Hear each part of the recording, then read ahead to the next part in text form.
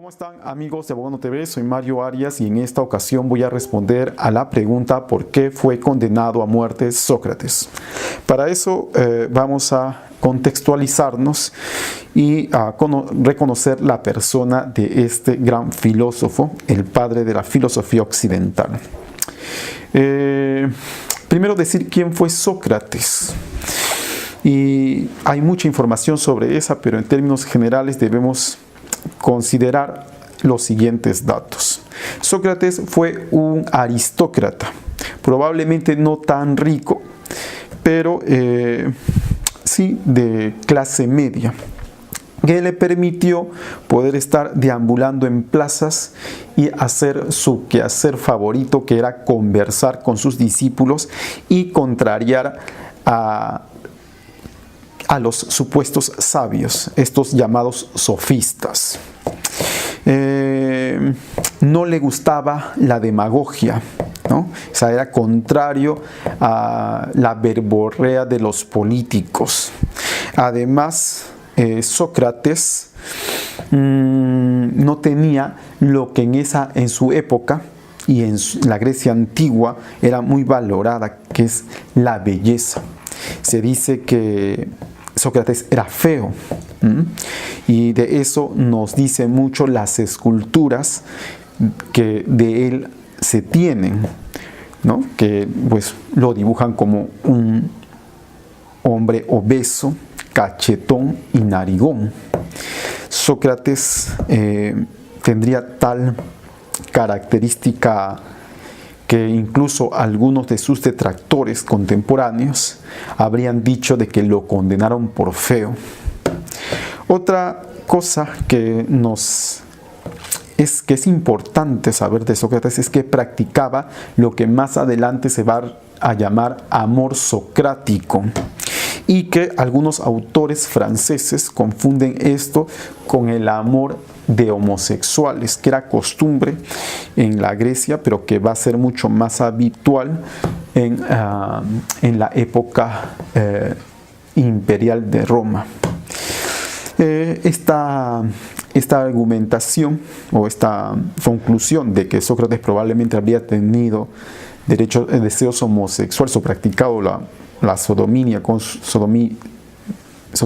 sus discípulos ha sido contradecida por el especialista en cuestiones socráticas Sorel, quien ha citado muchos pasajes de sus biógrafos contemporáneos como Platón y Xenofonte, donde Sócrates reprende las prácticas homosexuales de muchos de sus discípulos, ¿no? O cuando estos se ven atraídos por los jóvenes bellos. Un ejemplo sería el de Alcibiades. Sobre su calidad de ciudadano ateniense, Indro Montanelli, en su libro Historia de los griegos, nos dice lo siguiente: llamado a las armas cuando la guerra del Peloponeso, se había mostrado buen soldado, resistente, disciplinado y valeroso. En la batalla de Potidea fue él quien salvó la vida a Alcibiades, mas no lo dijo para no comprometer la medalla al valor que había sido concedida a su joven amigo.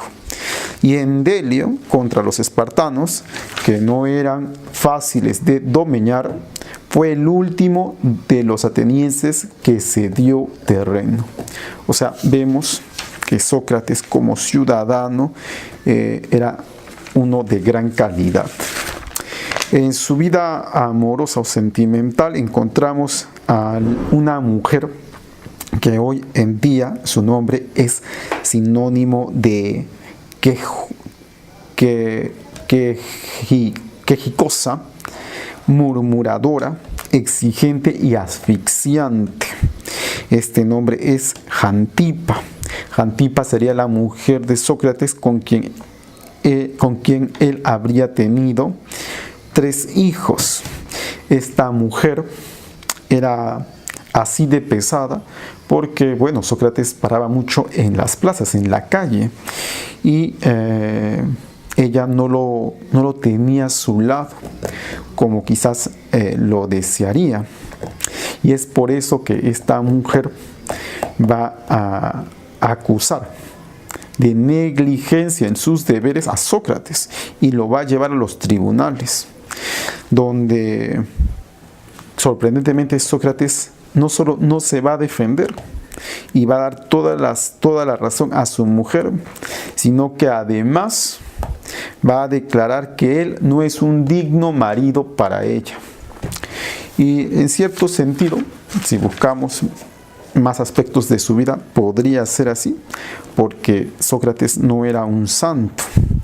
Se sabe que asistía a la casa de Aspasia, que hemos considerado en otra entrega, que era su maestra, y también en la casa de Teodosia o Teodora, una prostituta profesional de la época. Y obviamente no vamos a creer que solamente era para discutir con ellas.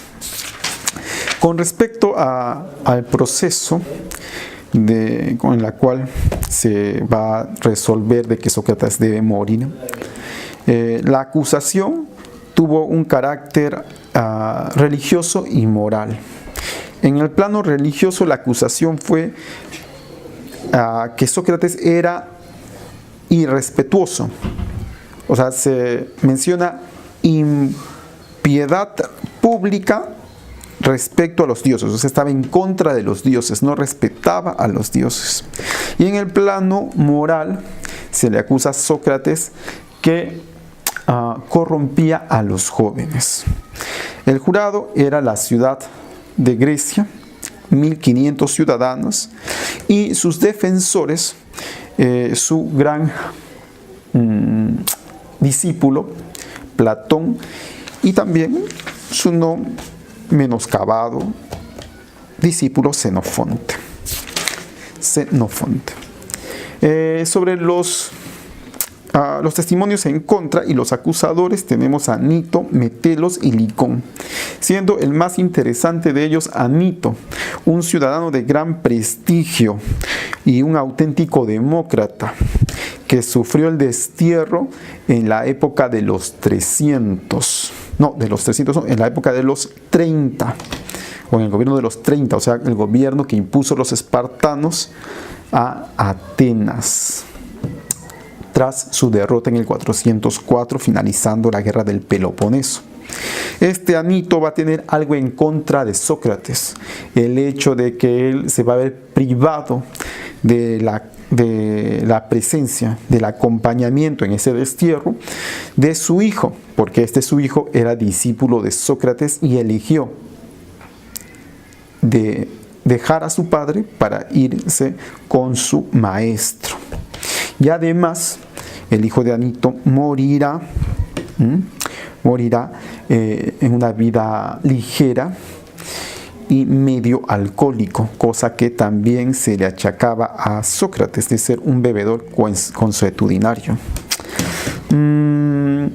Pero entonces Sócrates fue condenado a muerte por estas acusaciones. O sea, Sócrates fue un irrespetuoso de los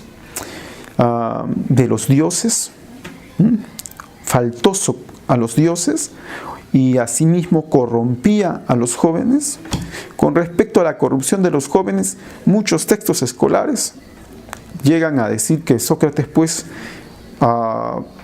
tenía relaciones con sugieren a las relaciones homosexuales de Sócrates con sus discípulos, cosa que ya hemos dicho de que está comprobado que el amor socrático no refiere eso, sino más bien refiere a un amor fraternal, un amor de maestro hacia el discípulo, ¿no? Hacia la persona a quien enseña. En todo caso sería un amor de amigos. Y en el plano religioso, el mismo Sócrates en sus argumentaciones, ¿no? Porque si bien lo defendían públicamente Platón y Xenofonte, en la tribuna, frente a la tribuna, el que se defendía era el acusador, y era el acusado. Y en este caso Sócrates argumenta que él no era irrespetuoso, no era impúdico contra las creencias, contra los dioses. Cosa que es cierto, y no es que esté mintiendo Sócrates para salvarse, porque si bien es cierto que Sócrates respetaba a los dioses, eso no quiere decir que creía en los dioses, porque eso no se estaba poniendo en tela de juicio con respecto a la conducta de Sócrates. Entonces, ninguna de esas acusaciones pudo haber sido pues la que va a dar como resolución del tribunal que éste muera. Sí, no, incluso sus supuestas desavenencias, su supuesta fama de borracho o de ser pues una persona contraria a la democracia, tampoco pudieron ser argumentos importantes, ya que se sabía pues que Sócrates fue un buen soldado en las grandes batallas que tuvo que enfrentar Atenas contra Esparta. Además, había sido juez y en ese quehacer había demostrado ser muy escrupuloso. Criticó a sus discípulos, tanto a Alcibiades, que fue el gran traidor de Atenas, y a Critias, que a pesar de ser su amigo, él criticó el gobierno de este, y además había respetado, y justamente en este juicio proclamaba respetar las leyes democráticas atenienses. ¿Por qué se condenó a Sócrates? Pues por cuestiones políticas. Porque justamente tenía amigos que habían participado en el gobierno de los 30 y que estos amigos no eran pocos, sino eran muchos, justamente sus discípulos, Alcibiades y Critias, los más destacados. Y sobre todo porque Sócrates se portaba bien. Se portaba bien y además esto hacía que los atenienses se les enrostrara su mala vida. Así Montanelli dice algo interesante que aquí leo, ¿no? Que aquí he subrayado para leer. Dice: precursor, no había sido más que el intérprete de aquella protesta plebeya, la cual pretendía oponer a Sócrates un sentido común y estaba animada por la envidia que todos los hombres... mira, aquí está. ¿Por qué Sócrates habría sido condenado? Cuestión en el plano político, pero también en el plano moral, por la envidia que todos los hombres mediocres sienten hacia los de intelecto superior. Porque no hay que creer que Atenas estuviese compuesta exclusivamente de filósofos cultos, como en la Florencia del 500 y en el París del 700, la gente de cultura constituían una restringida minoría en medio de una masa de bajo nivel. Esa masa de bajo nivel estaba constituido por la mayoría de esos 1500 ciudadanos atenienses. Por otra parte, quería aquí decir sobre lo que en segunda instancia se ha mencionado, ¿no? Que Sócrates no se proponía convertir a nadie, no amenazaba al pueblo como un profeta ni lo soliviantaba como un agitador. Cumplía religiosamente sus deberes de ciudadano y sin embargo se lo acusaba de impiedad y de corromper a la juventud. Entonces vemos que la condena de Sócrates fue una injusticia. Fue una injusticia y que Sócrates sabía de la injusticia. Por eso, cuando se dio el veredicto, ¿no?, donde se le declaraba culpable, y para determinar la pena, cuando el tribunal, o sea, los ciudadanos, le piden que proponga una pena, tanto al acusador como al acusado, el acusador pide la muerte y Sócrates alega algo extraordinario, irónico, como su tan mentado método para hacer parir las ideas.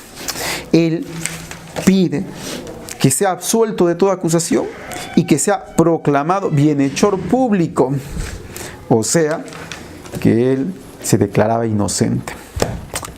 Y el tribunal no tuvo otra opción que aceptar la propuesta de Meletos, o sea, de que fuera condenado a muerte, cosa que, como buen ciudadano, Sócrates aceptó. Bueno, eso sería todo con respecto a esto. Soy Mario Arias para Abogando TV.